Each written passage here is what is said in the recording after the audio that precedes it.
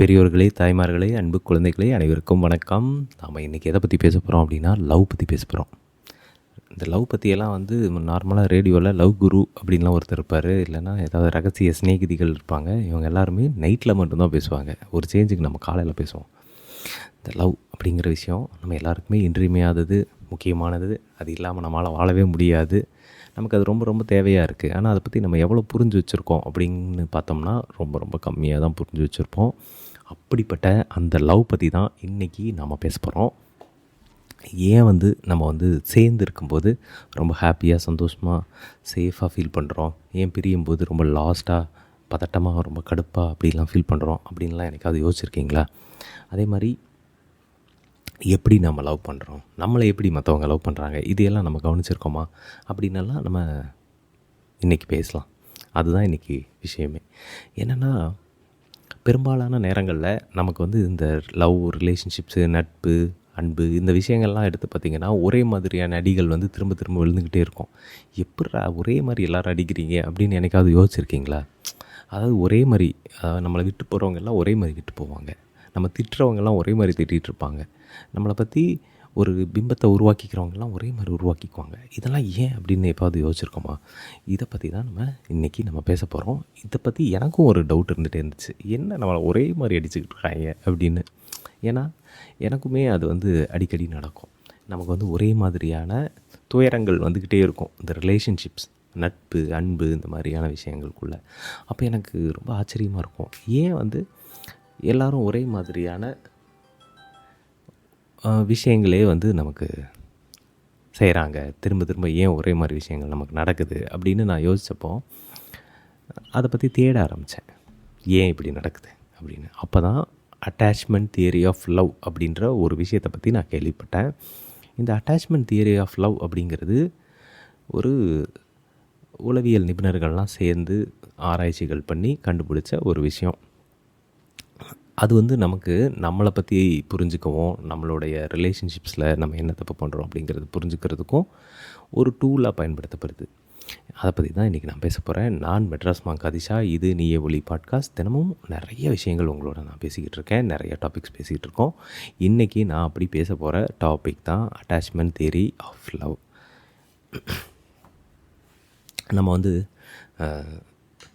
நம்மளுடைய சைல்ட்ஹுட் இருக்குல்ல, அதுதான் நம்மளுடைய இன்றைக்கி இருக்கக்கூடிய இந்த ஒரு லைஃப்பை தீர்மானிக்கக்கூடியதாக இருக்குது அப்படின்னு எல்லாருமே சொல்கிறாங்க. இது எல்லாருக்கும் தெரிஞ்ச ஒரு விஷயந்தான். ஆனால் அது எப்படி பாதிக்குது அப்படிங்கிறத பற்றி கண்டுபிடிக்கணும் அப்படின்னு 1950களில் ஒரு உளவியல் அறிஞர்கள்லாம் சேர்ந்து ஒரு எக்ஸ்பெரிமெண்ட் பண்ணி கண்டுபிடிக்கலாம் அப்படின்னு முடிவு பண்ணுறாங்க. என்ன எக்ஸ்பெரிமெண்ட் அப்படின்னா, இதுவரைக்கும் உலகத்திலேயே செய்யப்பட்ட மிக மிக சோகமான ஒரு எக்ஸ்பெரிமெண்ட் அப்படின்னு இதை சொல்கிறாங்க. என்னன்னா, 2 குட்டி குரங்குகள் எடுத்துக்கிட்டு அந்த குட்டி குரங்குகளை ஒரு கூண்டில் வச்சு அடைக்கிறாங்க. அதாவது புதுசாக பிறந்த குட்டி குரங்குகள், அதை ஒரு கூண்டுகளில் அடைச்சி வைக்கிறாங்க. அந்த குட்டி குரங்குகள் பக்கத்தில் 2 விதமான பொம்மைகள் வைக்கப்படுது. அதாவது அந்த பொம்மைகள் அப்படின்னு நம்ம சொல்கிறது தாய் பொம்மைகள். அதாவது தாய் பொம்மை அப்படின்னா, அந்த குட்டிங்களுக்கு வேறு யாரும் ஃபீட் பண்ண மாட்டாங்க, வேறு யாரும் எதுவும் பார்த்துக்க மாட்டாங்க. அந்த பொம்மைகள் வழியாக தான் எல்லாமே நடக்கும். அப்படிப்பட்ட ஒரு செட்டப் அது. ஸோ அந்த குட்டிங்க அதை தான் தன்னுடைய தாயாக நினச்சிக்கும், அந்த 2 பொம்மைகளையும். ஒரு தாய் பொம்மை ஃபுல்லாக ஒயரில், கம்பி, நல்ல ஸ்ட்ராங்கான கம்பியில் செஞ்ச ஒரு பொம்மை. இன்னொன்று நல்ல கிளாத்து, நம்ம டெட்டி பேர் பொம்மை மாதிரி ஒரு பொம்மை. இது 2மே அந்த கூண்டுக்குள்ளே இருக்கும்.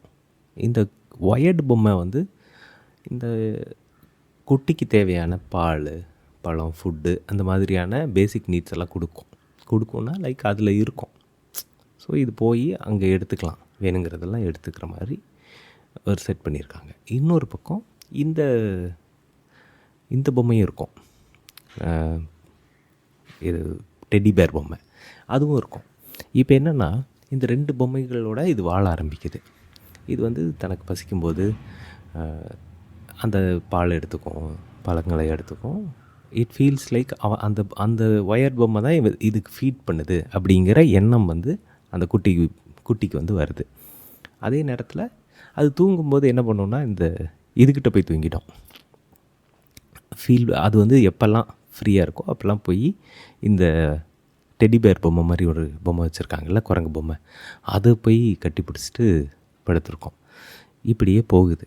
அப்போது இந்த எக்ஸ்பெரிமெண்ட்டோட முடிவில் சில விஷயங்கள் வந்து அவங்க கண்டுபிடிக்கிறாங்க.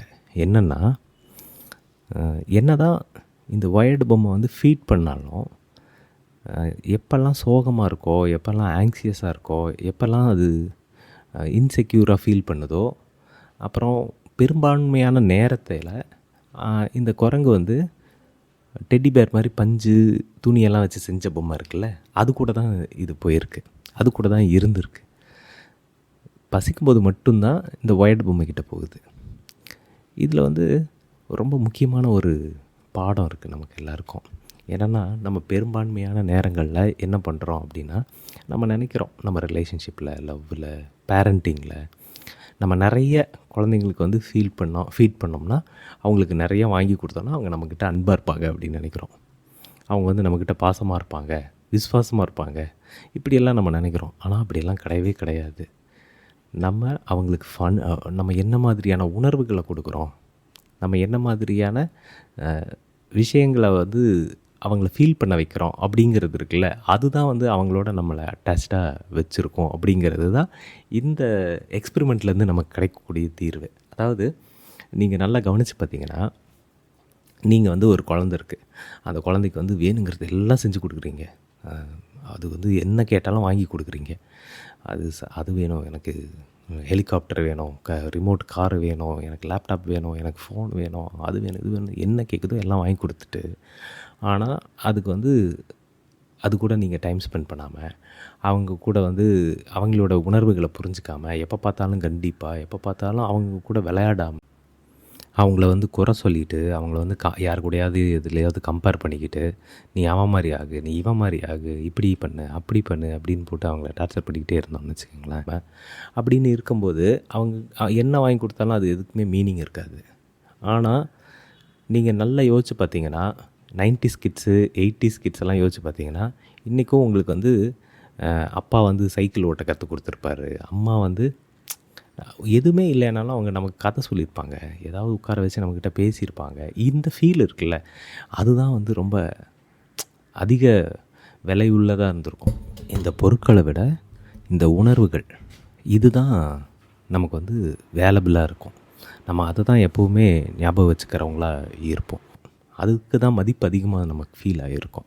ஏன்னா அங்கே வந்து வெறுமனே பொருள் பரிமாறப்படுறது கிடையாது, பகிரப்படுறது கிடையாது, அதை தாண்டி உணர்வுகள். அப்போது குழந்தையாக இருக்கும்போதும் சரி, பெரியவங்களானதுக்கப்புறமும் சரி, நம்ம ரிலேஷன்ஷிப்ஸில் நான் வந்து நிறைய வாங்கி கொடுக்குறேன், பரிசுகள் வாங்கி கொடுக்குறேன், நிறைய செலவு பண்ணுறேன், நிறைய டைம் வந்து அவங்களுக்காக செலவழிக்கிறேன் அப்படின்றதெல்லாம் வந்து முக்கியமே இல்லை. உண்மையில் அவங்களுக்கு நம்ம என்ன மாதிரியான ஃபீலை வந்து கொடுக்குறோம் அப்படிங்கிறது தான் ரொம்ப முக்கியமானதாக இருக்குது. என்ன மாதிரி ஃபீல் கொடுக்குறோம், அவங்கள ஹாப்பியாக வச்சுருக்கோமா, அவங்களோட உணர்வுகளை நம்ம புரிஞ்சுக்கிறோமா, அவங்களுக்கு காது கொடுத்து அவங்க பேசுகிறத வந்து நம்ம கேட்குறோமா, அதுக்கெல்லாம் வந்து எப்படி நம்ம எதிர்வினையாற்றுறோம், அவங்க சுதந்திரமாக இருக்காங்களா, அவங்களோட உணர்வுகளுக்கு மதிப்பளிக்கப்படுதா, அவங்க வந்து அவங்களா நம்மக்கிட்ட இருக்க முடியுதா, அவங்கள என்ன மாதிரி ஃபீல் பண்ண வைக்கிறோம், செக்யூர்டாக ஃபீல் பண்ண வைக்கிறோமா, கம்ஃபர்ட்டாக ஃபீல் பண்ண வைக்கிறோமா, அவங்க வந்து எப்படி நம்மக்கிட்ட உணர்கிறாங்க அப்படிங்கிறது தான் ரொம்ப முக்கியமான ஒன்றா இருக்கும். அப்போ நம்ம அந்த ஃபீலிங் எல்லாம் கொடுக்கும்போது அவங்க வந்து நம்மக்கிட்ட அதிகமான நேரத்தை செலவழிக்கணும்னு நினைப்பாங்க, நம்ம ப்ரெசன்ஸ் வேணும்னு நினைப்பாங்க, என்ன பிரச்சனைனாலும் நம்மக்கிட்ட திரும்ப ஓடி வரணும்னு நினைப்பாங்க. அவங்க ஏதாவது ஒரு கஷ்டம், ரொம்ப சோகம் அப்படின்னா நம்மக்கிட்ட ஓடி வராங்க. இந்த ஃபீலிங் இருக்குல்ல, இதுதான் ரொம்ப முக்கியமான ஒன்றா இருக்குது. நம்ம வந்து என்ன நினைக்கிறோன்னா, நம்ம எல்லாம் ஸ்பெண்ட் பண்ணுறோம், காஸ்ட்லியாக கிஃப்ட்டு வாங்கி கொடுக்குறோம், அதை பண்ணுறோம், செலவு பண்ணுறோம் அப்படின்னு அதுதான் ரொம்ப பெருசு அப்படின்னு நம்ம நினைக்கிறோம். அப்படி இல்லை, எப்படி ஃபீல் பண்ண வைக்கிறோம் அப்படிங்கிறது தான் ரொம்ப ரொம்ப முக்கியமாக இருக்குது. இது எல்லா உறவுகளுக்கும் பொருந்தும். நீங்கள் கவனிச்சிருக்கீங்களா, நீங்கள் என்ன தான் நமக்கு வந்து ஒரு நல்ல உறவுகள் இருந்துச்சுனாலும் சிலர்கிட்ட தான் நம்ம திரும்ப திரும்ப போவோம். நம்ம வீட்லேயே கூட அப்பா அம்மா எல்லோரும் இருப்பாங்க, ஆனால் நம்ம வந்து ஏதோ ஒரு மாமாவோ சித்தியோ அத்தையோ இல்லை யாராவது பெரியப்பா அந்த மாதிரி யாரோ ஒருத்தர்கிட்ட ரொம்ப அட்டாச்சாக இருப்போம். ஏன்னா அவங்க ரொம்ப ஒரு கம்ஃபர்ட் கொடுப்பாங்க. அவங்க வந்து நம்ம பேசுகிறதுக்கெலாம் காது கொடுத்து கேட்பாங்க. அவங்க வந்து ஏதோ ஒரு வகையில் அதுக்கு ஒரு சொல்யூஷனை வந்து முன் வைப்பாங்க.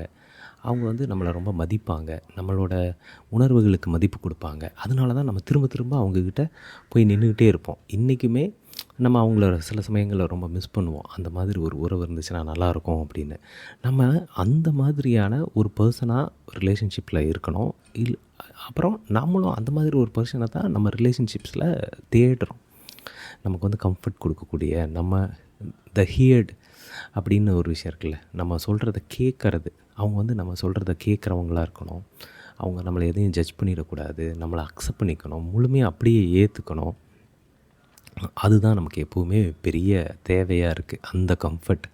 நம்ம அந்த டெடிபேர் தாய் இருக்குல்ல, அந்த டெடிபேர் தாயை தான் பெரும்பாலான நேரங்களில் நம்ம தேடுறோம். ஈவன் நமக்கு வந்து நிறைய தேவைகள் இருக்கும். நமக்கு பண தேவைகள் இருக்கும், பிரச்சனைகள் இருக்கும், நமக்கு என்னென்னமோ வேண்டும், தேவையாக இருக்கும். அது எல்லாத்தையும் தாண்டி பெரும்பாலான நேரத்தில் அந்த கம்ஃபர்ட்டும் ஹாப்பினஸும் யாருக்கிட்ட கிடைக்குதோ அவங்கக்கிட்ட தான் திரும்ப திரும்ப நம்ம போய்க்கிட்டே இருப்போம்.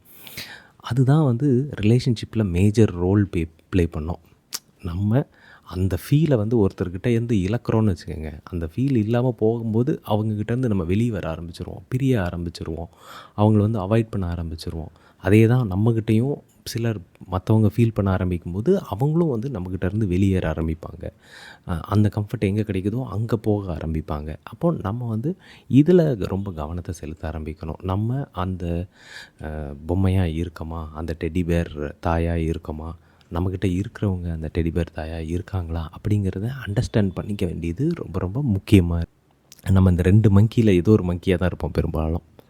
அப்போது இந்த 2 மங்கியில் எந்த மங்கி நம்ம அப்படிங்கிறத நம்ம தான் முடிவு பண்ணணும். ப்ளஸ் நம்மக்கிட்ட இருக்கிறவங்க பெரும்பாலான நேரத்தில் இந்த மாதிரி இப்போ வந்து வயர்டு மங்கியாக இருக்காங்கன்னு வச்சுக்கோங்க, அவங்கக்கிட்ட எடுத்து சொல்லலாம். நீ வந்து நிறைய பணம் ஸ்பெண்ட் பண்ணுற, இந்த விஷயங்கள் ஸ்பெண்ட் பண்ணுற, பட் அது இல்லை முக்கியமானது. எனக்கு தேவை வந்து கம்ஃபர்ட், எனக்கு தேவை ரெஸ்பெக்ட், எனக்கு தேவை சுதந்திரம், என்னை வந்து நீ ஃப்ரீயாக விடு அப்படிங்கிறத வந்து நம்ம எடுத்து சொல்லி அவங்கள புரிய வைக்க ட்ரை பண்ணலாம். அது புரியாத பட்சத்தில் நம்ம அந்த ரிலேஷன்ஷிப்லேருந்து ஸ்மூத்தாக எப்படி வெளியே வர்றது அப்படிங்கிறத பற்றி நம்ம யோசிக்கலாம்.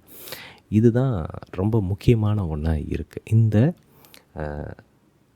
ஹேர்லோஸ் டெஸ்ட் அப்படின்னு சொல்லக்கூடிய இந்த மங்கி டெஸ்ட் இருக்குல்ல, இது வந்து நம்ம எல்லாருமே எப்போவும் ஞாபகம் வச்சுக்க வேண்டிய ஒரு முக்கியமான ஒரு டெஸ்ட்டு. நம்ம எந்த மங்கியாக இருக்கோம், நம்மக்கிட்ட இருக்கவங்க என்ன மங்கியாக இருக்காங்க அப்படிங்கிறதையும் நம்ம புரிஞ்சுக்கணும். பட் இப்போதைக்கு நாம் இதிலேருந்து எடுத்துக்க வேண்டியது ஒன்று தான். நம்ம மக்களுக்கு, நம்ம கூட இருக்கிறவங்களுக்கு நம்ம நிறைய பணம் செலவழிக்கிறதோ இல்லை பொருட்கள் வாங்கி கொடுக்குறதோ, அவங்களுக்கு தேவையான ஃபீடிங் பண்ணுறதோ இல்லை. லவ் அப்படிங்கிறது அவங்களுக்கு தேவையான அந்த கம்ஃபர்ட்டையும், அவங்களுக்கு தேவையான அன்பையும், அவங்க கருணையையும், மன்னிப்பையும், அவங்களுக்கு உரிய மரியாதையையும், சுதந்திரத்தையும், அவங்க எப்பெல்லாம் சோர்ந்து போகிறாங்களோ அப்போல்லாம் வர்றதுக்கான அந்த ஸ்பேஸையும் நம்ம கொடுக்கறது தான் நம்மளுடைய நோக்கமாக இருக்கணும். அதுதான் ரொம்ப ஸ்ட்ராங்கான ரிலேஷன்ஷிப்பை உருவாக்கும். அவங்களா இருக்கிறதுக்கான ஸ்பேஸை வந்து உருவாக்குறது. நான் ஜட்ஜ்மெண்டல். அவங்க வந்து ஐயோ நம்ம எதாவது பண்ணோம்னா இவன் ஜட்ஜ் பண்ணுவானே, இல்லை இவன் ஜட்ஜ் பண்ணுவாளே அப்படிங்கிற அந்த ஃபீலிங் இல்லாமல் இயற்கையாக இயல்பாக இயங்கிறதுக்கான அந்த கம்ஃபர்ட் பொம்மையாக நம்ம இருக்கோமா, அந்த கம்ஃபர்ட் டெடிபேர் அந்த மாதிரி இருக்கோமா அப்படிங்கிறது தான் நம்ம பார்க்கணும். அப்படி இருக்கும் பட்சத்தில் நம்ம அட்டாச்மெண்ட்ஸ் எல்லாமே ரொம்ப ஸ்மூத்தாக இருக்கும் அப்படின்னு நான் நம்புகிறேன். இதுதான் நான் இன்றைக்கி உங்களோட பகிர்ந்துக்கணும்னு நினச்ச விஷயம். நாளைக்கு வேறு ஒரு நல்ல டாப்பிக்கோடு உங்களை நான் சந்திக்கிறேன். அது வரைக்கும் எல்லோரும் ரொம்ப ஹாப்பியாக இருங்க, ரொம்ப சந்தோஷமாக இருங்க, ஸ்மைல் பண்ணிக்கிட்டே இருங்க. எந்த பிரச்சனை வந்தாலும் ஸ்மைல் பண்ணுங்கள். இடுக்கண் வருங்கால் நகுக அப்படின்னு வள்ளுவரே சொல்லியிருக்காரு.